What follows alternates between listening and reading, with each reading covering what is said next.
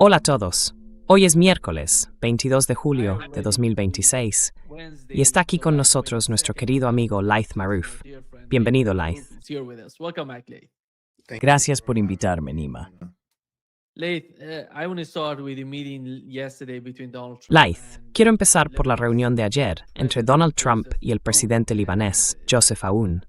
Al analizar esa reunión, ¿cuál es su resultado práctico? ¿Qué busca Donald Trump? ¿Y cuál es el principal objetivo de Joseph Aoun con este encuentro?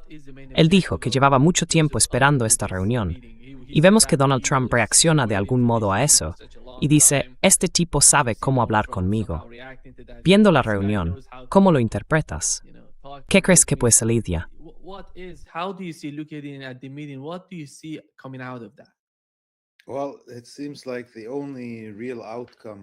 Bueno, parece que el único resultado real que obtuvo el presidente Joseph Aoun de esta reunión es la promesa de que haya vuelos directos desde Estados Unidos a Beirut.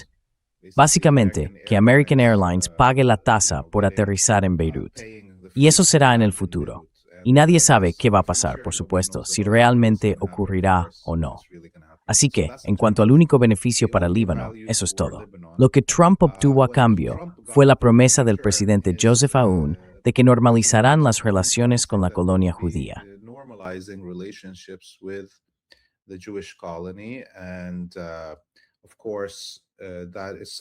Y por supuesto, eso no está en manos del presidente del Líbano. Tiene que llevarlo al Parlamento. Y la mayoría de los libaneses no quiere irse de fiesta a Tel Aviv con los asesinos de sus hijos. Así que es muy humillante ver a este presidente, que en su momento fue el comandante en jefe del ejército libanés, mientras acaba de enterrarse a soldados libaneses que fueron asesinados y atacados por israelíes. Y este hombre está dispuesto a estrechar la mano y a normalizar relaciones con los asesinos de soldados libaneses, por no hablar de ciudadanos libaneses y niños libaneses.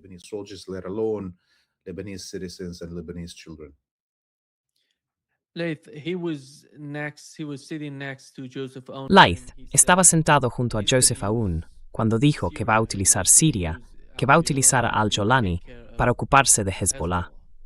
Y no hemos oído nada por parte de Joseph Aoun. ¿Cómo lo interpretas?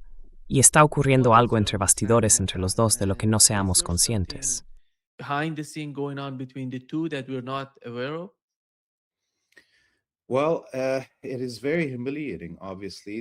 Bueno, es muy humillante, obviamente, tener a un presidente sentado ahí, mientras Trump amenaza con que una fuerza extranjera va a invadir el país, el Líbano. En este caso, serían los escuadrones de la muerte wahhabíes de al-Jolani y HTS. Y este presidente se queda en silencio. Y recuerden que HTS, Al-Qaeda e ISIS invadieron el Líbano durante la guerra en Siria y ocuparon mucho territorio en las montañas de Al-Qalamun, entre Siria y el Líbano. Decenas de soldados libaneses fueron secuestrados y asesinados por los escuadrones de la muerte wahhabíes. Y fue Hezbollah quien liberó las montañas de Al-Qalamun, en colaboración con el ejército libanés, que se encargó de la retaguardia mientras Hezbollah liberaba ese territorio.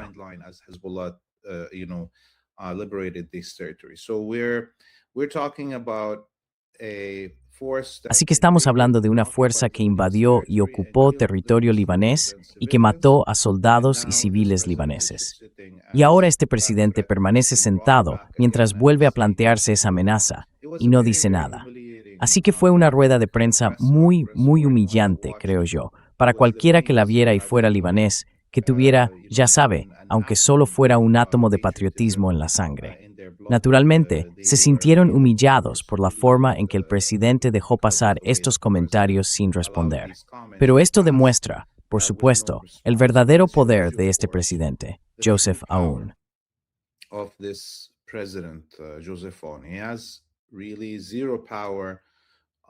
No tiene absolutamente ningún poder sobre el futuro del Líbano, sobre lo que está ocurriendo sobre el terreno en el Líbano, sobre la defensa de su territorio, la defensa de sus ciudadanos o la economía del país. Y tampoco tiene capacidad siquiera para decir nada cuando alguien como el presidente Trump amenaza con que una fuerza extranjera invada el Líbano para lograr los objetivos de Israel y de Estados Unidos en este país. Así que sí, no. Es muy, muy humillante. Casi roza la humillación de Zelensky cuando estuvo allí, en la Casa Blanca. Zelensky when he was there in the White House. Yeah. Leith, let me play a Sí, déjeme poner unas imágenes de Nawaf Salam yendo a la localidad de Saftar al-Qaribiyya. Tiene un mensaje para los libaneses. Sí, sí. For Lebanese people. And yeah. Me gustaría enviar un mensaje a los libaneses del sur de Cisjordania. Este es un momento nacional de gran dimensión política y moral, porque representa el comienzo de la retirada israelí de nuestra tierra. Como está todo en árabe, quiero leer algunas partes de lo que dijo.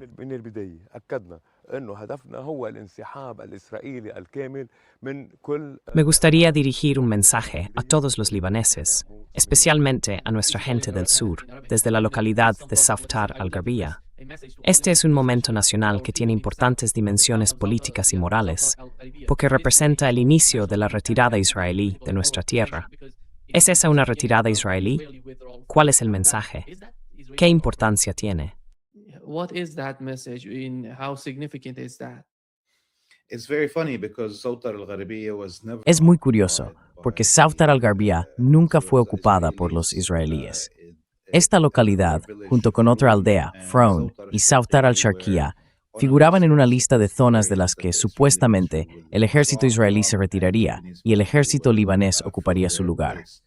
Pero cuando realmente ibas al sur, Saftar al-Gharbiyya y Frown no estaban ocupadas, y nunca lo habían estado.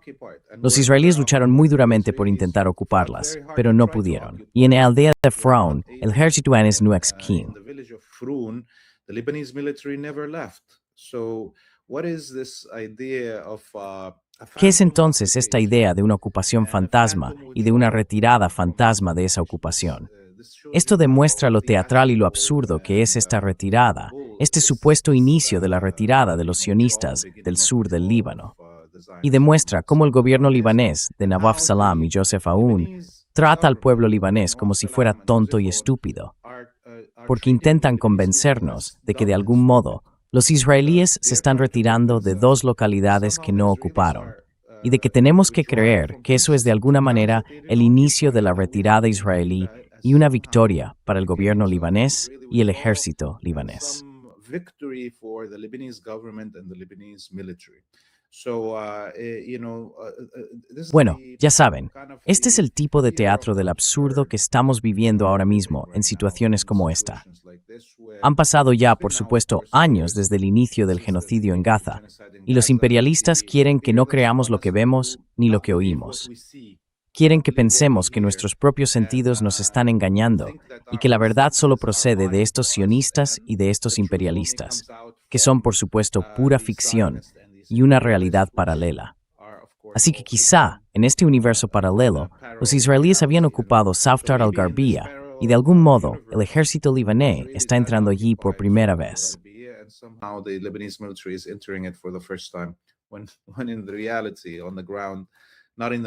Cuando en realidad, sobre el terreno, no en Matrix, el ejército libanés nunca abandonó este lugar y los israelíes nunca pudieron ocuparlo.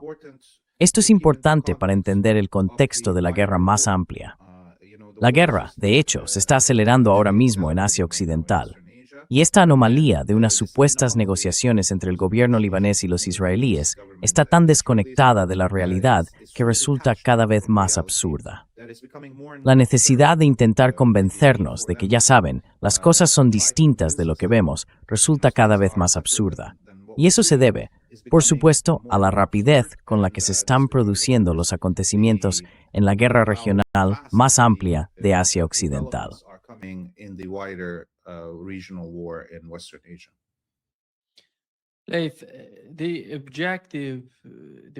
El objetivo, el principal objetivo de Donald Trump y de los israelíes es el desarme de Hezbollah. Y cada vez que hablan de mejorar la relación con el gobierno libanés, todo gira en torno a presionar a Hezbollah. ¿Qué estamos escuchando de Hezbollah en respuesta a lo que está ocurriendo con la nueva reunión entre ambos, Donald Trump y Joseph Aoun? O quizá ante este nuevo movimiento, como mencionabas, con estas nuevas imágenes que salen diciendo que estamos liberando el Líbano. Lebanon. Yeah, look, the position of Hezbollah hasn't changed. Sí, a ver, la postura de Hezbollah no ha cambiado desde hace una semana, cuando el secretario general de Hezbollah, Naim Qassem, pronunció un discurso en el que básicamente dijo que rechazan este acuerdo de rendición y humillación y que lucharán hasta la liberación de cada centímetro del Líbano. Y creo que todavía no hemos visto a Hezbollah emprender una acción militar significativa. Pero por supuesto, durante la última semana, hemos visto a los israelíes caer en campos de minas o en artefactos explosivos improvisados. Y eso demuestra que los movimientos de los israelíes en las zonas que ocupan siguen siendo muy peligrosos para ellos.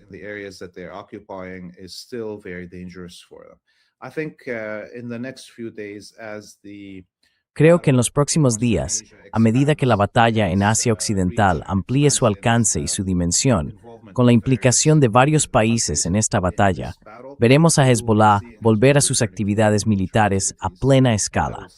Y eso silenciará todo el debate sobre la paz con Israel. Al mismo tiempo, vemos cómo está reaccionando el gobierno libanés. El gobierno libanés se está volviendo muy frágil en este momento. Hay un joven periodista famoso en Líbano que critica al gobierno libanés y que criticó a MBS en uno de sus videos.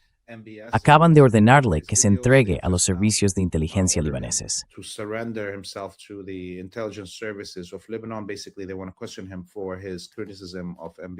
Básicamente, quieren interrogarle por sus críticas a MBS y a la implicación saudí en la guerra del Líbano. Y eso demuestra hasta qué punto se siente frágil el gobierno del Líbano. Así que imaginen qué pasaría si hubiera una confrontación real. Por cierto, hoy ha habido manifestaciones de apoyo al periodista al que se ha ordenado entregarse. De modo que el país está al borde de una confrontación entre este gobierno de Joseph Aoun, por un lado, y la población en general, los movimientos políticos y los movimientos sociales del país, por otro. Aún no tenemos claro cómo se va a manifestar esta confrontación, cómo va a ocurrir.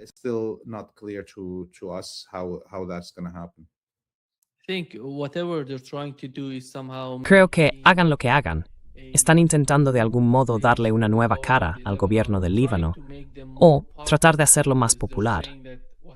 Porque dicen que todo lo que está ocurriendo se debe a las negociaciones entre el gobierno del Líbano y la administración Trump, o quizá con los israelíes. Eso es lo único que más importa a los libaneses. Y esa es una parte del argumento. Por parte de los libaneses, se van a creer esta especie de teatro que están montando para ellos.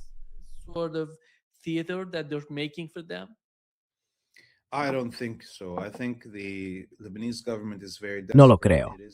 Creo que el gobierno libanés está muy desesperado. Hay una enorme campaña de propaganda mediática que los saudíes, los emiratíes y los cataríes están impulsando en los medios, periódicos y cadenas de televisión que controlan en Líbano. Pero la situación está muy clara ante la gente.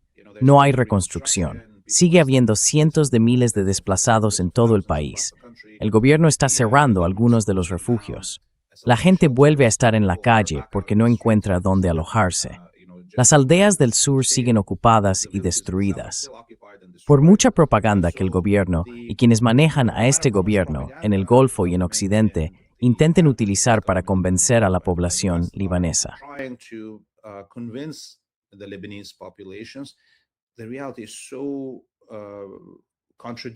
La realidad contradice tanto esta propaganda que no hay manera de que tu mente pueda, ya sabes, encajar esas dos cosas a la vez. Así que si este gobierno hubiera hecho un esfuerzo por, digamos, ofrecer ayuda económica, vivienda, comida o escolarización a las familias desplazadas, quizá habrían podido comprar el silencio de la gente. Pero son tan estúpidos. Y además, los sionistas, los imperialistas y esos monarcas del Golfo son tan crueles que no quieren gastar. ¿De verdad crees que, con todo el poder financiero que hay detrás de esos países del Golfo, van a gastar tanto dinero en Líbano y en la población libanesa, que la población libanesa dejaría de querer recibir servicios sociales de Hezbollah y entonces se volvería contra Hezbollah? Social services from Hezbollah and then they will flip on Hezbollah. But no, they are so vicious, they're not willing to do that. Pero no, son tan crueles que no están dispuestos a hacerlo. Quieren que el pueblo libanés, de rodillas, apoye a Estados Unidos, a Israel y a esos países del Golfo. Y eso no va a ocurrir en Líbano, especialmente después de tanta sangre derramada, tantos mártires y tantos sacrificios por parte del pueblo, sobre todo después del asesinato de Said Hassan Nasrallah y finalmente del asesinato del Ayatollah Khamenei. Si quedaba alguna duda en la mente de la gente de que la única manera de mejorar la situación en Líbano es luchar, ahora saben que este es el único camino, especialmente con las victorias que el eje de la resistencia está logrando ahora mismo. La mayoría de la gente está esperando ver el bien que saldrá de las victorias militares del eje.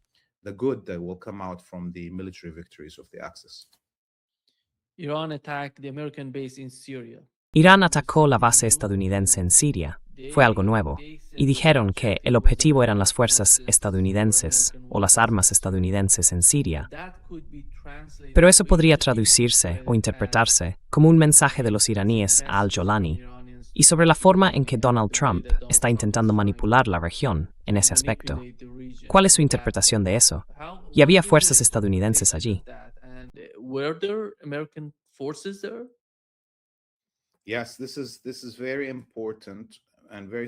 Sí, esto es muy importante y muy significativo. Como dices, conlleva muchas cosas, incluidos mensajes de cara al futuro. Esta base es la base de Al-Tanf, en el triángulo entre Jordania, Irak y Siria. Básicamente, fue ocupada y creada por los estadounidenses cuando ocuparon esa zona para bloquear la ruta de transporte entre Siria, Bagdad y Damasco y por extensión desde Teherán hasta Beirut. Es decir, para bloquear la vía de abastecimiento del eje de Hezbollah en el Líbano. Por eso, este ataque contra Al-Tanf es muy importante, porque demuestra que si hubiera una guerra más amplia, la posición estadounidense allí quedaría completamente destruida y la ruta entre Damasco y Bagdad estaría abierta.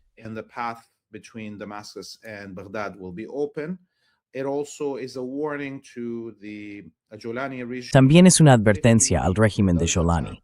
Si ataca Líbano, entonces Hezbollah, Irak y unidades de las PMU cruzarán, especialmente tras la destrucción de Al-Tanf, desde Irak hacia Suwaida, en el sur de Siria. Al-Tanf está justo en medio de ese camino. Y eso significa que habrá una conexión directa con la población drusa de Suwaida, que se ha rebelado contra al-Jolani y cuya zona es ahora, en cierta medida, autogobernada, y estará a un paso.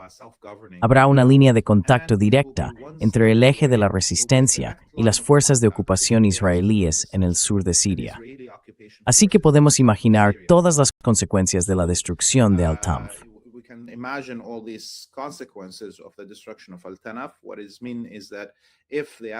Lo que esto significa es que, si el eje de la resistencia, en algún momento durante esta guerra, quiere tener una confrontación con los israelíes en los altos del Golán y en Daraa, puede abrir ese frente. Y creo que todo el mundo ha recibido esos mensajes. Al-Jolani los ha recibido, los jordanos los han recibido, los israelíes han recibido el mensaje. Una última cosa que diría que sería significativa, si el eje de la resistencia, digamos, liberara Al-Tanf y Al-Suwaida, es que el régimen de Jolani en Damasco quedaría aislado de su punto de exportación hacia Jordania. Y la economía allí, en Siria, ya está en malas condiciones. Así que esto tendrá enormes consecuencias.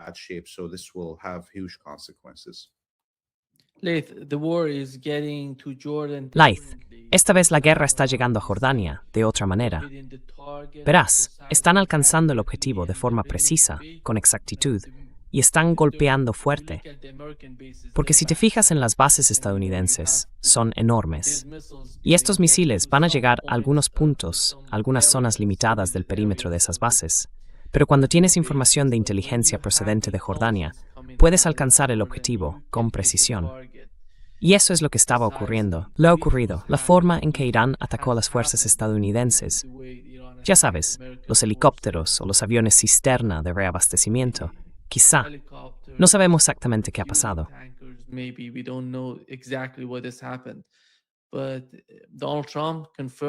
Pero Donald Trump confirmó que esta información de inteligencia está llegando de algún modo a los iraníes a través de gente en Jordania, o quizá de las Fuerzas Armadas. La Guardia Revolucionaria iraní también lo dijo en un comunicado. ¿Cómo ve el caso de Jordania? Porque a medida que pasa el tiempo, Estados Unidos trata de trasladar las armas de los países del Consejo de Cooperación del Golfo a Jordania. Quizá, no sé cuál sería el siguiente paso para ellos. Israel. ¿Y cómo va a ampliarse la guerra en la región?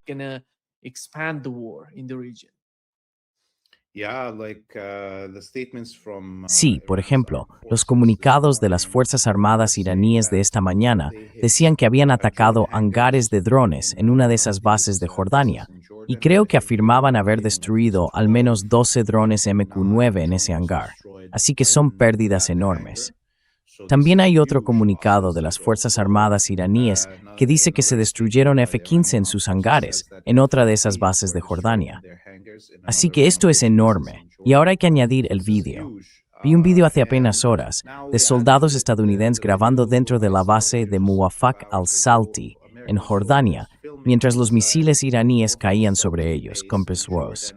Y esos soldados estaban totalmente aterrorizados, intentando encontrar refugio.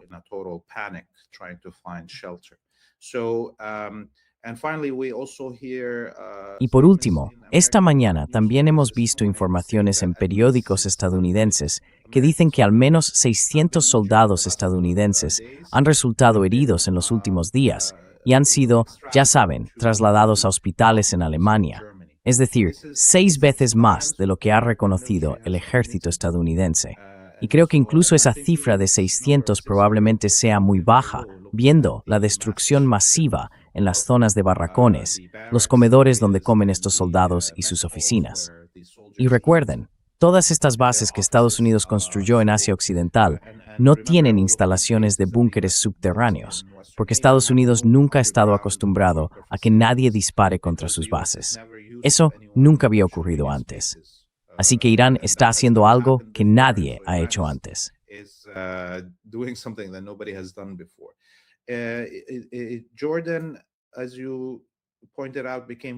Jordania, como has mencionado, se volvió muy importante para el mando, el control y el despliegue estadounidense de sus actividades militares contra Irán, después de que Irán destruyera gran parte de las bases de primera línea en la península arábiga, en Bahrein, Qatar, los Emiratos y Kuwait, durante la Guerra de 40 días. Y Estados Unidos trasladó sus centros de mando y control a Jordania, y basó principalmente allí su campaña aérea, con estos aviones despegando desde Jordania. Ahora, con Irán atacando intensamente esas instalaciones, está obligando a la Fuerza Aérea estadounidense a replegarse. Y les preocupa demasiado utilizar aeropuertos y pistas de aterrizaje israelíes, porque Irán los atacaría. Y los estadounidenses hasta ahora quieren mantener a Israel fuera de esta guerra.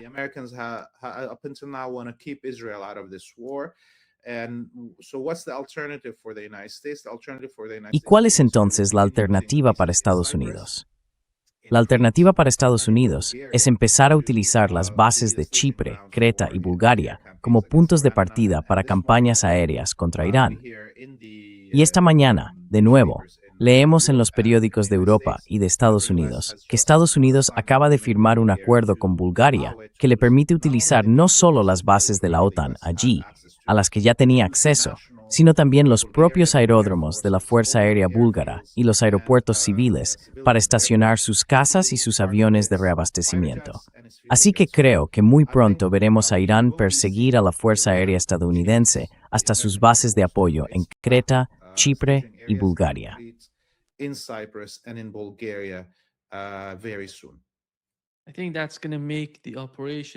Creo que eso va a ser más difícil, la operación, toda la operación y los ataques contra Irán, porque tienen que volar.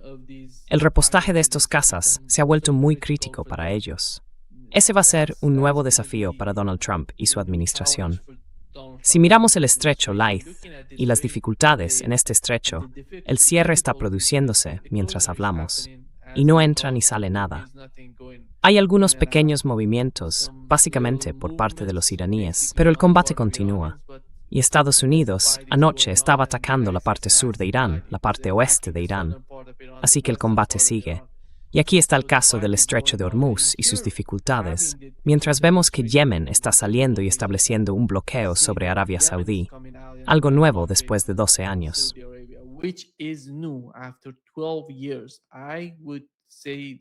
each and every time because it's Lo so diría una y important otra to vez, porque es muy importante que Yemen finalmente haya salido e impuesto un bloqueo a Arabia Saudí. How do you see ¿Cómo the ve la interaction interacción entre between the ambos? two?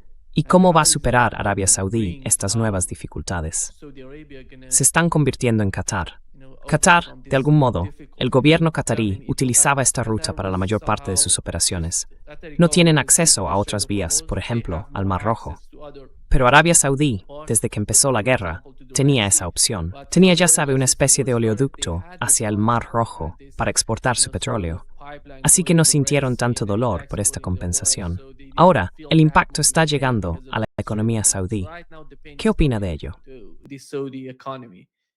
What do you make of it? Yeah, I think Yemen took the perfect Sí, timing, creo que Yemen aprovechó el momento y la oportunidad perfectos para intentar poner fin al bloqueo contra su país. Por supuesto, Yemen lleva sufriendo un bloqueo continuo desde hace casi 15 años, y la población ha padecido muchísimo por ello. Y ahora que hay una guerra regional, en la que existe una nueva realidad, en la que Irán ha marcado el camino al nacionalizar y extender su soberanía sobre el estrecho de Hormuz, vemos que Yemen también sigue esa vía, afirmando el control sobre Bab el-Mandeb y prometiendo, por supuesto, al régimen saudí que si continúa este bloqueo contra Yemen, verá cómo le ocurren los mismos resultados. Y eso es lo que hicieron las Fuerzas Armadas yemeníes.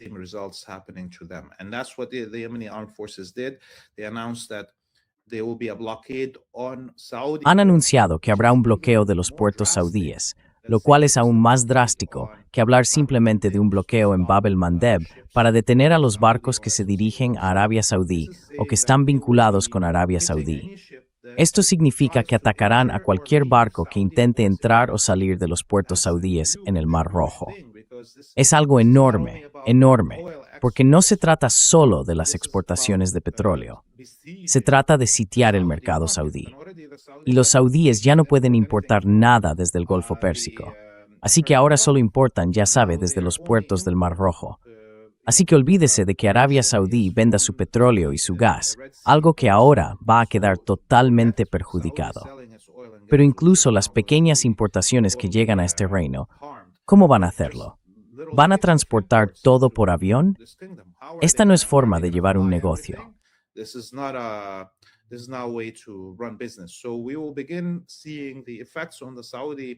Así que empezaremos a ver los efectos en el mercado saudí y en los precios dentro del país, en todo, porque prácticamente todo lo que los saudíes tienen en su mercado es importado, incluidos los alimentos básicos. La mayoría de las verduras frescas y demás en Arabia Saudí proceden de la región de la Gran Siria o de Egipto.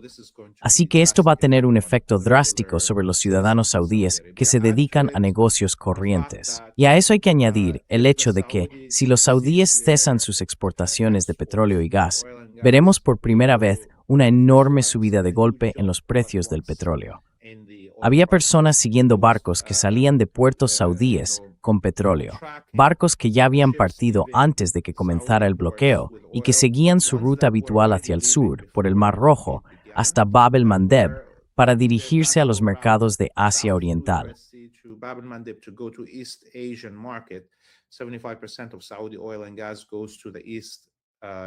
El 75% del petróleo y el gas saudíes va al mercado de Asia Oriental, es decir, a China, Japón y Corea. Estos barcos han dado la vuelta y ahora se dirigen hacia el canal de Suez.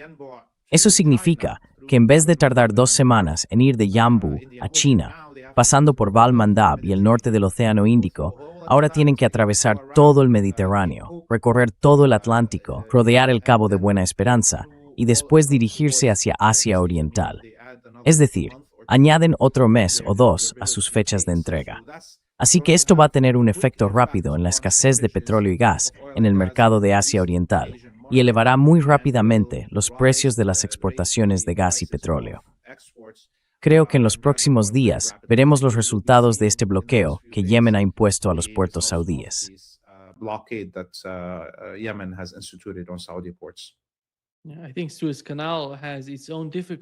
Creo que el canal de Suez tiene sus propias dificultades, porque no pueden hacer pasar por el canal de Suez estos superpetroleros, petroleros enormes. Esa es una de las principales dificultades. Y Laith, en lo que respecta a Yemen y a la forma en que están actuando, ¿crees que al final el gobierno de Arabia Saudí tendrá que tomar algún tipo de decisión? ¿Van a aceptar? ¿Van a levantar el bloqueo sobre Yemen? Eso sería significativo, en mi opinión. Sería un logro si lo consiguen. ¿O van a contraatacar? Van a atacar algunos objetivos en Yemen, como hicieron antes, junto con Estados Unidos. Y después Estados Unidos, por su cuenta, intentó hacer esto en 2025 y dijeron que no podían hacerlo por los drones. Tried to do this, in 2025, and they said that they couldn't do it because of the drones. And I remember 4 or 5. Y recuerdo 4 o 5 drones en una semana, lo cual fue enorme para Yemen, que lograran eso. Y cada vez son mejores, tienen sus propias capacidades.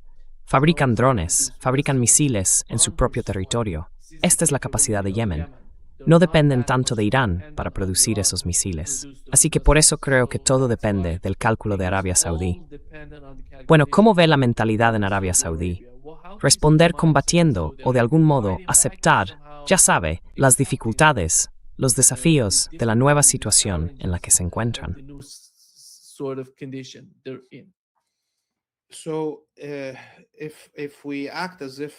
Así que, si actuamos como si el gobierno saudí fuera racional, al mirar atrás veremos que se paralizaron las exportaciones saudíes desde el Golfo Pérsico. Y toda su economía, más del 90%, depende de las exportaciones de petróleo y gas. Por tanto, racionalmente, el gobierno del régimen saudí habría tenido mucho cuidado de asegurarse de que sus exportaciones desde el Mar Rojo continuaran. Eso significa que no habrías provocado problemas con Yemen. Pero, como este no es un gobierno soberano, los estadounidenses y los israelíes le ordenan instigar una pelea con Yemen. Si hubiera líderes soberanos y racionales en Arabia Saudí, no harían eso. Simplemente se mantendrían callados mientras continúa la guerra con Irán y seguirían exportando su petróleo y gas a través del Mar Rojo. Y Yemen no les habría tocado, ¿verdad? And Yemen wouldn't have touched them, right? And so now that we can prove clearly. Y ahora que podemos demostrar claramente, al 100%, que el gobierno saudí no es soberano, que es simplemente un vasallo, tenemos que analizar desde esa perspectiva la posibilidad de que el gobierno saudí emprenda determinadas acciones. No son soberanos, no van a hacer lo que racionalmente les conviene, ¿de acuerdo? Y por tanto, una vez que entendemos eso, comprendemos que los saudíes van a seguir escalando la situación. No porque quieran, ni porque les beneficie, sino porque reciben órdenes. Y eso va a ocurrir en toda la región, como estamos viendo con los kuwaitíes, los jordanos, los emiratíes, los bareiníes y los cataríes, que siguen suicidándose en nombre de los estadounidenses, por orden de estos. Así que creo que la Marina estadounidense va a pedir ayuda a gritos a las fuerzas navales de la OTAN.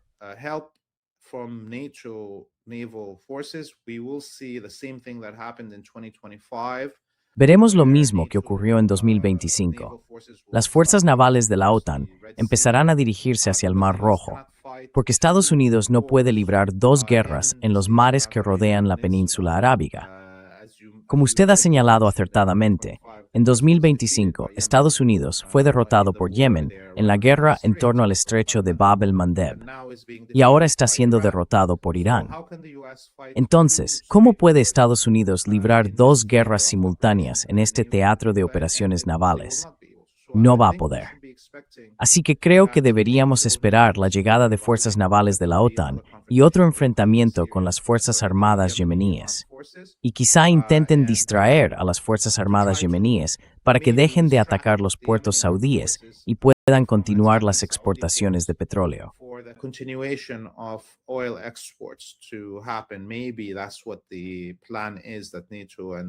Puede que ese sea el plan que tienen la OTAN y Estados Unidos.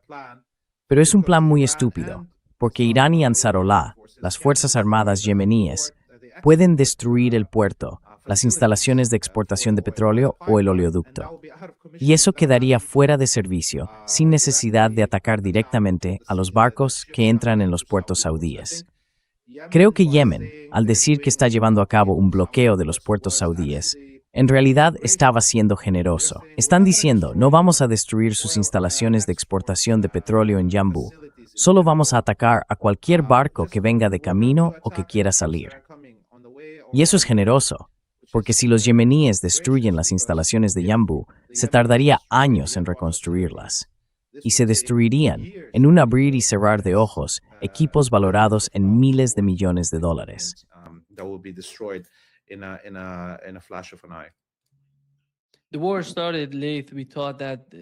La guerra empezó tarde. Pensábamos que el campo de batalla sería Israel, porque Israel, junto con Estados Unidos, empezó a atacar a Irán. Pero la guerra ha cambiado totalmente hasta ahora. Y se ve que el campo de batalla son los países del CCG. Yo diría que incluso teniendo en cuenta los países del CCG, pensaba que Israel se saldría de la guerra tal y como está ahora. No forman parte de la guerra, están al margen. Smotrich dijo que nos sentimos muy cómodos porque Estados Unidos está librando la guerra. Los países del CCG están siendo atacados por los iraníes, así que no llega nada a Israel. Entonces pensé que los Emiratos Árabes Unidos estarían en esa situación.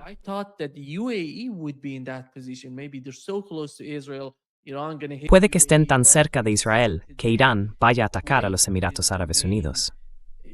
Pero mire, hoy Kuwait es el principal. Si se observan los objetivos de los últimos 4 días, más de, al menos, el 70% de los misiles y drones fueron a Kuwait, atacando objetivos, porque Estados Unidos está usando HIMARS. Están muy cerca de la frontera iraní y de la parte occidental de Irán. Por eso se ve el ataque contra la central nuclear de Darkovin, en Juzestán, en la provincia de Juzestán. Así es como Estados Unidos está librando la guerra, usando los HIMARS, usando esos radares, o quizá algunas instalaciones en Kuwait. Y por eso Irán los está atacando. ¿Qué es esto? ¿Qué está pasando en el caso de Kuwait?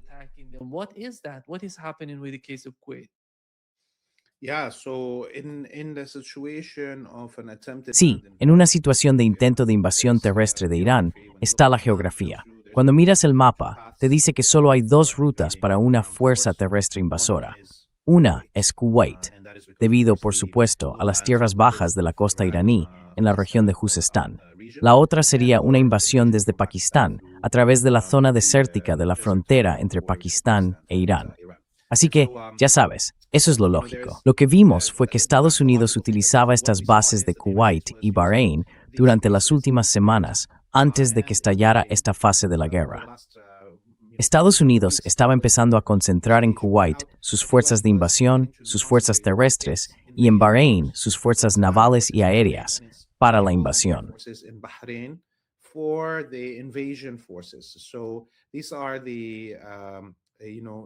Así que estas eran las zonas de despliegue de los Navy SEALs y de las tropas aerotransportadas de la Fuerza Aérea, que bajarían en helicópteros o saltarían desde esos aviones de carga. El mando y control de las fuerzas terrestres del ejército estaba en Kuwait. El mando y control y la zona de despliegue de la Armada y la Fuerza Aérea de Estados Unidos para una fuerza de invasión de Irán estaban en Bahrein. Y eso fue lo que Irán atacó y destruyó hace 24 o 40 horas, en esa primera gran oleada de ataques.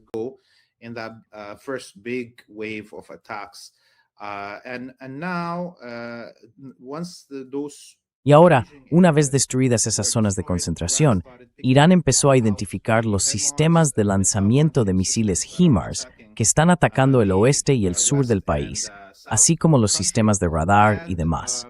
Vimos una destrucción total.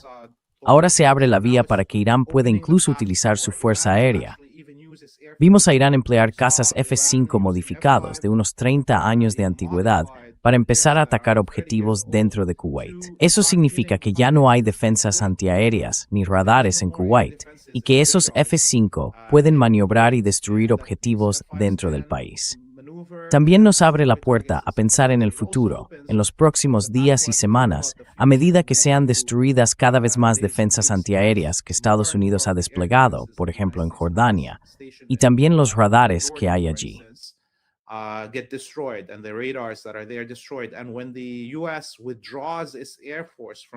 Y cuando Estados Unidos retire su fuerza aérea de Jordania, quizá esos F-5 que controla Irán puedan llegar entonces hasta la Palestina ocupada, ¿no? Así que esto está sentando las bases para facilitar que Irán y sus fuerzas armadas entren en acción en la fase en la que Israel vuelva a esta batalla y volverá plenamente a esta guerra. Cuando todos los demás vasallos sean derrotados por completo, Israel no tendrá más remedio que enfrentarse a Irán. Y cuando eso ocurra, veremos a la Fuerza Aérea iraní enfrentándose a cazas israelíes. Aunque no sea para atacar a Israel, se enfrentarán a ellos cielos de Irak, Siria, Jordania y Kuwait, mientras intentan atacar Irán con sus bombarderos.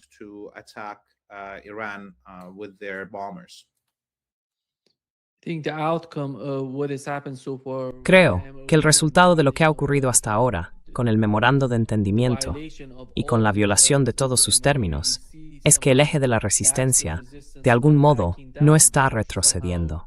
De algún modo, está intensificando la situación. Y ahí se ve que Yemen entra en juego. Y pase lo que pase, hablo con iraníes y dicen que, ocurra lo que ocurra en un futuro próximo, ya sea que haya conversaciones, algún tipo de negociación o combates sobre el terreno, todo gira en torno a todos los frentes. Se trata de Yemen, se trata de Líbano, Irak, Irán y Palestina, todos juntos. Con el memorando de entendimiento era solo Líbano. Se mencionaban todos los frentes, pero Líbano aparecía en la primera cláusula del memorando.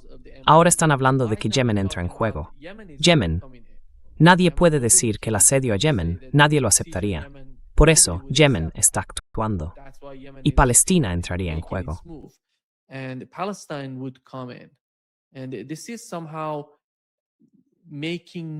Y esto, de algún modo, está generando nuevos desafíos para Estados Unidos, porque demuestra que, a medida que intensifican los ataques contra Irán, ellos no retroceden.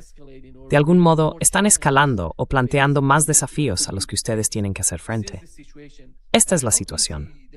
¿Y cómo ve usted todo el eje de la resistencia Laith en lo que respecta a Irak? Irak es muy importante. Por un lado, se ve que están utilizando el Kurdistán iraquí. Por eso Irán, en los últimos 3 o 4 días, ha estado atacando muchos depósitos de municiones en el Kurdistán iraquí. Y atacaron la base estadounidense de Al-Harir, la base de Al-Harir en esa zona, porque de algún modo temen, ya sabe, que fuerzas estadounidenses junto con fuerzas kurdas puedan realizar algún tipo de incursión en Irán.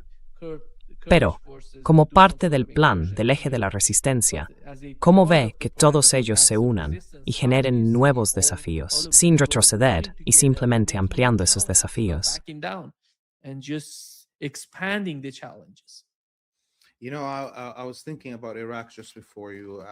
Estaba pensando precisamente en Irak justo antes de que me hicieras esta pregunta, así que me alegro de que la hayas planteado.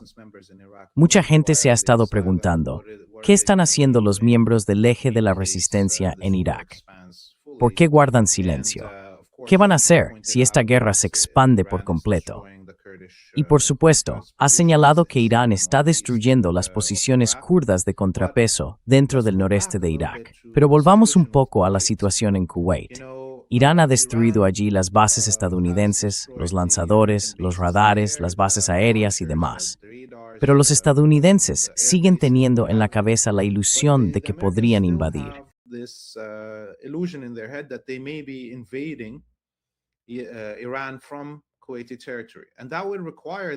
Irán desde territorio kuwaití. Y eso les obligaría a pasar por el Shatt al-Arab, la estrecha franja de territorio que Irak controla en el extremo norte del Golfo Pérsico. ¿Y sabe qué? La resistencia en Irak está esperando y deseando que eso ocurra. Porque hay un presidente y un primer ministro en Irak que son títeres, igual que en Líbano. El eje de la resistencia no está. Ya sabe, los grupos que están en Irak, como las unidades de movilización popular y Hezbollah Irak, no están causando problemas ahora mismo. Pero están esperando que Estados Unidos y las Fuerzas Armadas kuwaitíes den un paso estúpido y crucen a Irak para intentar llegar a Irán.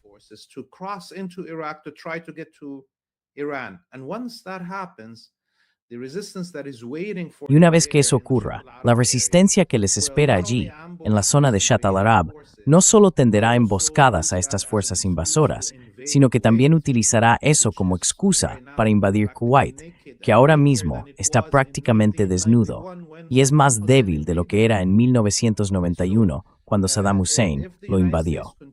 Bien, así que, Si Estados Unidos continúa por este estúpido camino de intentar invadir Irán, podría llevar a la desaparición por la fuerza de un país llamado Kuwait, a manos de miembros del eje de la resistencia en Irak, que entrarían en Kuwait para liberarlo de la ocupación estadounidense.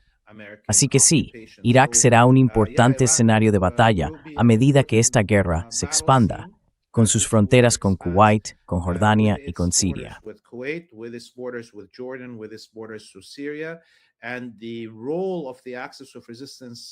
Y el papel de las fuerzas del eje de la resistencia dentro de Irak será crucial. Creo que será tan significativo como la implicación de Yemen y el cierre de Bab el-Mandeb, o los ataques contra puertos saudíes y la navegación marítima. Las acciones de la resistencia dentro de Irak tendrán efectos drásticos en todos los países cercanos, en Siria, Jordania, Líbano e incluso Palestina. Así que hasta ahora, sé que la gente no está prestando mucha atención a lo que ocurre en Irak.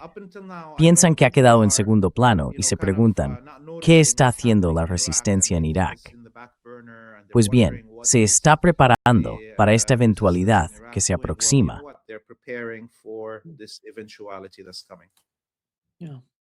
I think each and every Creo one que of these todos y cada uno de los frentes están de alguna manera en ebullición y preparándose para el siguiente paso. Y veremos. Todo depende del comportamiento de Estados Unidos y del ataque en curso entre las dos partes, Irán y Estados Unidos. Gracias, muchísimas gracias, Laith, por estar hoy con nosotros. Entren en freepalestine.video. Justo debajo del nombre de Laith verán freepalestine.video. Entren ahí y apoyen a Laith. Está haciendo un trabajo tremendo. Está haciendo un trabajo increíble informando sobre el terreno en Beirut, en Líbano, que forma parte de este problema. Sabemos lo que está ocurriendo en el sur del Líbano.